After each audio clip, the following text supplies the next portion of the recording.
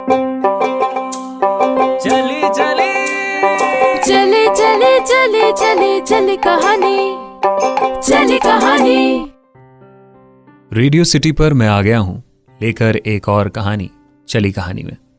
मैं हूं कहानी वाला रजत और हम शुरू करने जा रहे हैं कहानियों की एक नई सीरीज जो कि होगी राजस्थानी लोक कथाएं।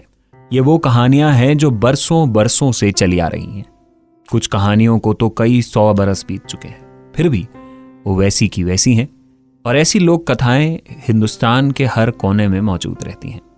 इस बार हम बात कर रहे हैं राजस्थानी लोक कथाओं की। राजस्थान की रेगिस्तानी रेत के सुनहरे रंग से रंगी हैं ये लोक कथाएं।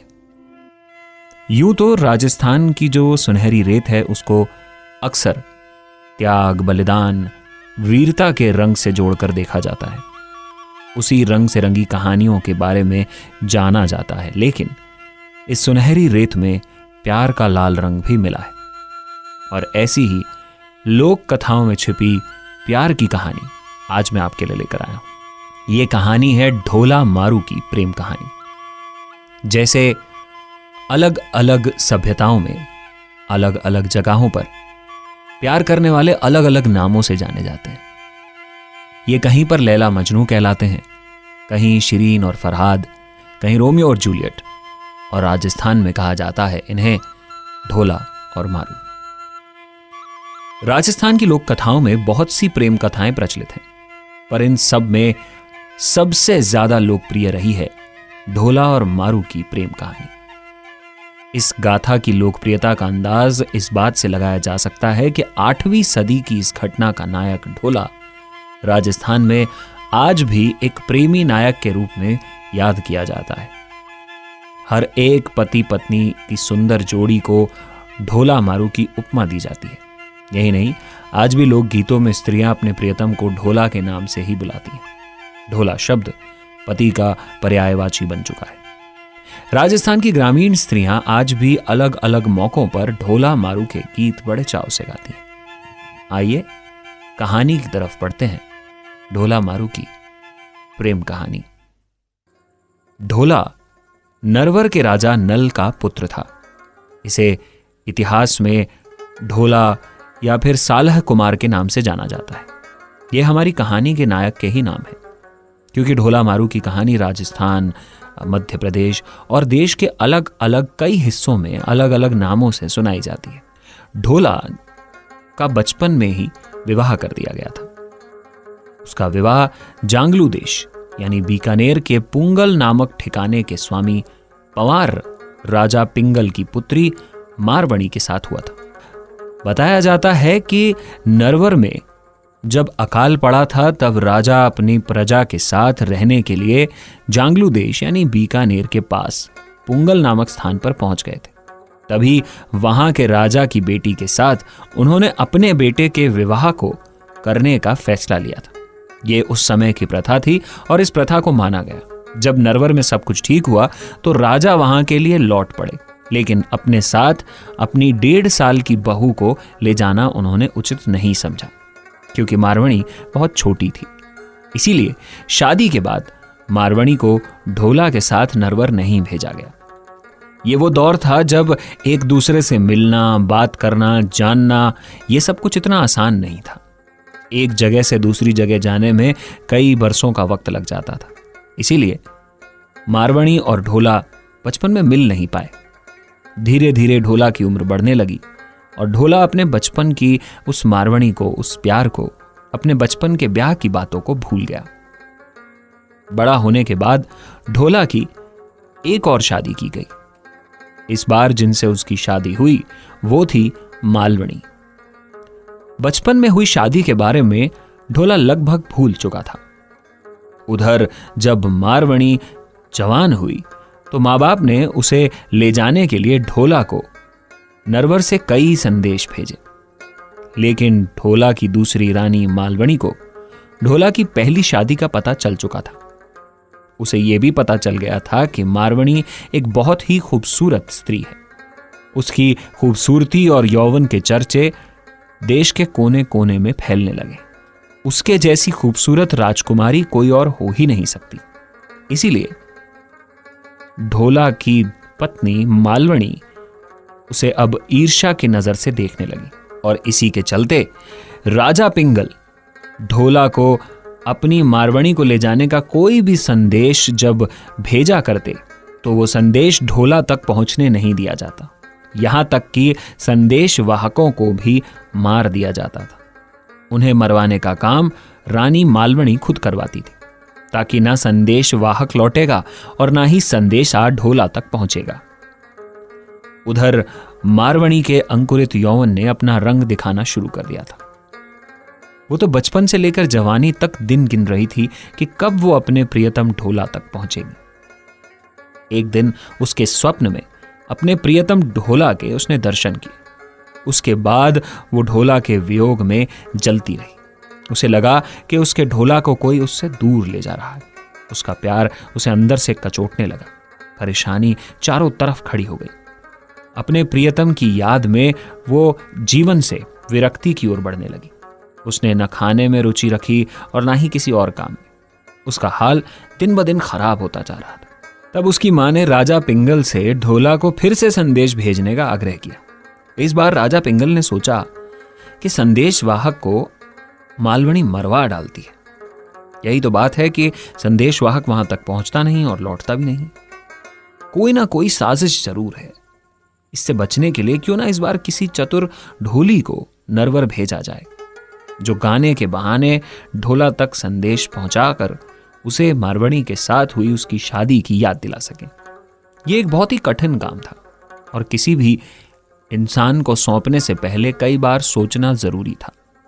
यह बात राजा जानता था कि किसी न किसी चतुर गायक को लेकर ही ये बात पहुंचाई जा सकती है ढोला तक।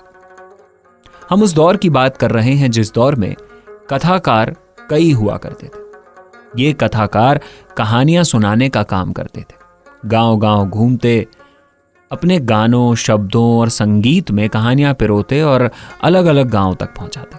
बताया जाता है कि उस दौर में सभी लोग अपना दिन का काम खत्म करके गांव के बीच के किसी चौक या चौपाल पर आकर बैठ जाते और ये कथाकार वहां कहानियां सुनाया करते थे। इन कथाकारों की बातों में कई बार संदेशे भी छुपे होते थे। इनके गीतों में कई अमर कहानियां ऐसी होती थी जो गांव गांव, देश दूर दराज तक घूमती घूमती अलग अलग सभ्यताओं में पहुंच जाती थी, अलग अलग संस्कृति के लोगों तक पहुंच जाती थी। तो एक दूसरी जगह के बारे में जानना, वहां के लोगों को समझना, ये सब कहानियों के जरियों से ही होता था। और ये काम करते थे कुछ कहानीकार। ऐसे ही कथाकार की तलाश की गई, एक ऐसा समझदार चतुर कथाकार जो कहानी को पहुंचा सके नरवर के ढोला तक। जब वो कथाकार नरवर के लिए रवाना हो रहा था, तब मारवणी ने उसे अपने पास बुलाकर मारू राग में दोहे बना कर दिए और समझाया कि कैसे ढोला के पास जाकर उसे इनको गाकर सुनाना है। वो गायक या वो कथाकार जो था, उसने मारवणी को वचन दिया कि वो जीता रहा तो ढोला को जरूर लेकर आएगा और मर गया तो वहीं का होकर रह जाएगा।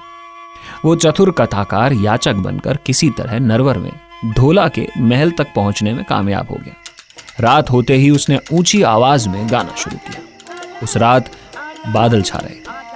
अंधेरी रात में बिजलियां चमक रही थी। झीनी झीनी पड़ती वर्षा की फुहारों के शांत वातावरण में उस कथाकार ने मल्हार राग गाना शुरू कर दिया। ऐसे सुहाने मौसम में कथाकार की मल्हार राग का मधुर संगीत उस ढोला के कानों में गूंजने लगा और ढोला फन उठाए नाग की तरह उस राग पर झूमता हुआ कथाकार की बातें सुनने वहां पहुंच गया। ढोला नरवर सेरिया धर पुंगल गलियां। गीत में पुंगल व मारवणी का नाम सुनते ही ढोला चौंका और उसे अपने बचपन में हुई शादी की यादें ताजा होने लगी। उस कथाकार ने तो मल्हार व मारू राग में मारवणी के रूप का ऐसा वर्णन किया जैसे कि पूरी किताब खोलकर सामने रख दी। उसे सुनकर ढोला तड़प उठा। वो कथाकार, वो गायक पूरी रात गाता रहा। सुबह ढोला ने उससे बुलाकर पूछा तो उसने पुंगल से लाया मारवणी का पूरा संदेश सुनाते हुए बताया कि कैसे मारवणी उसके वियोग में चल रही है। बातों ही बातों में कुछ गीत उसने ऐसे भी गाए जो आज भी गाए जाते हैं, जिन्हें याद किया जाता है। कुछ दोहे जो इस प्रकार थे कि दुज्जण बयण न सांभरी, मना न विसारे, कूजा लाल बचाह ज्यों खिण खिण चीतारे। इसका मतलब होता है कि बुरे लोगों की बात में आकर मारूवाणी को मन से मत निकालो। कुर्जा पक्षी के लाल बच्चों की तरह वो क्षण क्षण आपको याद करती है। आंसुओं से भीगा चीर यानी कपड़ा निचोड़ते निचोड़ते उसकी हथेलियों में छाले पड़ गए। एक और दोहा था जिसमें उन्होंने कहा कि नमणी खमणी बहुगुणी, सुकुमणि सुक्कच्छ, गोरी गंगा नीर ज्यों मन गर्वी तन्नच्छ। यानी कि बहुत से गुणों वाली, शमशील, नम्र व कोमल है, गंगा के पानी जैसी गोरी है, उसका मन और उसका तन श्रेष्ठ है। आदीता हूं उजलो मारुणी मुख व्रण, झीणा कपड़ा पैरणा ज्यों झकाई सोरबण। इसका मतलब है कि मारवणी का मुंह सूर्य से भी उजला है, झीने कपड़ों में से शरीर यों चमकता है मानो स्वर्ण झांक रहा हो। ये सारी बातें सुनकर ढोला तड़प उठा था। आखिरकार ढोला ने मारवणी को लाने हेतु पुंगल जाने का निश्चय किया, पर मालवणी जो कि ढोला की पत्नी थी उसने उसे रोक दिया। ढोला ने कई बहाने बनाए पर मालवणी उसे किसी तरह से हमेशा रोक देती थी। एक दिन ढोला बहुत तेज चलने वाले ऊंट पर सवार होकर मारवणी को लेने चल ही दिया पुंगल की ओर और वहां पहुंच गया। मारवणी ढोला से मिलकर खुशी से झूम उठी।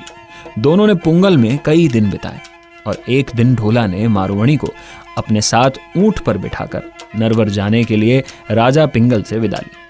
कहते हैं रास्ते में रेगिस्तान में मारवणी को सांप ने काट लिया, पर शिव पार्वती ने आकर मारवणी को भी जीवन दान दे दिया था। आगे बढ़ने पर ढोला उमर सुमरा के षड्यंत्र में फंस गया। उमर सुमरा ढोला को घात से मारकर मारवणी को हासिल करना चाहता था। सो वह उसके रास्ते में जाजम बिछाकर महफिल जमा कर बैठा था। राजस्थानी लोक कथाओं में कई जगहों पर उमर सुमरा को उस दैत्य या उस किरदार में दिखाया जाता है जो हमेशा कोई ना कोई गलत कार्य में उलझा जरूर रहता है, और यहां भी वो प्यार करने वालों को रोकने के लिए षड्यंत्र रच रहा था। ढोला जब उस जगह से गुजरा तो उमर ने उससे मनुहार की और ढोला को रोक लिया। ढोला ने मारवणी को ऊंट पर बैठे रहने दिया और खुद उमर के साथ अमल की मनुहार लेने बैठ गया। वहां बैठा गायक गा रहा था और ढोला और उमर दोनों ही अफीम की मनुहार ले रहे थे। उमर सुमरा के षड्यंत्र का ज्ञान उस गायक की पत्नी को था, वो भी पुंगल की बेटी थी। सो उसने चुपके से षड्यंत्र के बारे में मारूवणी को बता दिया। मारूवणी ने ऊंट के एड़ी मारी। ऊंट भागने लगा तो उसे रोकने के लिए ढोला दौड़ा और पास आते ही मारूवणी ने कहा कि धोखा है, जल्दी ऊंट पर चढ़ो, और उसी वक्त ढोला उछलकर ऊंट पर चढ़ बैठा। उमर सुमरा ने घोड़े पर बैठकर उनका पीछा किया, पर ढोला का वो काला ऊंट जो बहुत तेज दौड़ता था किसी के हाथ लगने वाला नहीं था। ढोला मारूवणी को लेकर नरवर पहुंच गया और उमरा सुमरा हाथ मलता रह गया। नरवर पहुंचकर चतुर ढोला सौता ही डाह की नोक झोंक का समाधान भी करता है। यहां उसे पता है कि मालवणी कभी भी मारूवणी को स्वीकार नहीं करेगी, लेकिन फिर भी किसी तरह से समझाने बुझाने के बाद में मारूवणी व मालवणी दोनों ही साथ में आनंद से रहने के लिए राजी हो गए। इसी ढोला का पुत्र लक्ष्मण हुआ। लक्ष्मण का भानु और भानु का पुत्र परम प्रतापी ब्रजदामा हुआ, जिसने अपने वंश का खोया राज्य ग्वालियर पुनः जीतकर कछवाहा राज्य लक्ष्मी का उद्धार किया।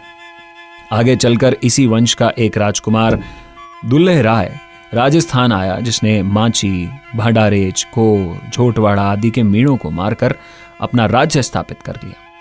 इसके बाद उसके पुत्र काकिल देव ने वहां के लोगों को परास्त कर आमेर पर अपना राज्य स्थापित किया, जो देश की आजादी तक उसके वंशजों के पास रहा। यह कहानी ढोला और मारू की कहानी थी, प्रेम की कहानी थी। इस कहानी को बार बार बरसों बरसों तक सुनाया जाता है। हर प्रेम करने वाले के रास्ते में आ जाते हैं कुछ उमरा सुमरा, यानी कुछ ऐसे दैत्य या राक्षस या उसे रास्ता रोकने वाले लोग जो उसका बुरा करते हैं। पर अगर आपका प्यार सच्चा है और प्रेम में भक्ति है तो बस आपका प्यार ही आपको रास्ता भी दिखाता है और सही मंजिल तक भी पहुंचा देता है। ऐसी ही कहानियां और लेकर आऊंगा मैं राजस्थानी लोक कहानियों की इस सीरीज में चली कहानी। मैं हूं कहानी वाला रजत, आप सुन रहे हैं चली कहानी रेडियो सिटी पर। चली चली चले चले चले चले चले कहानी, चले कहानी, चले कहानी।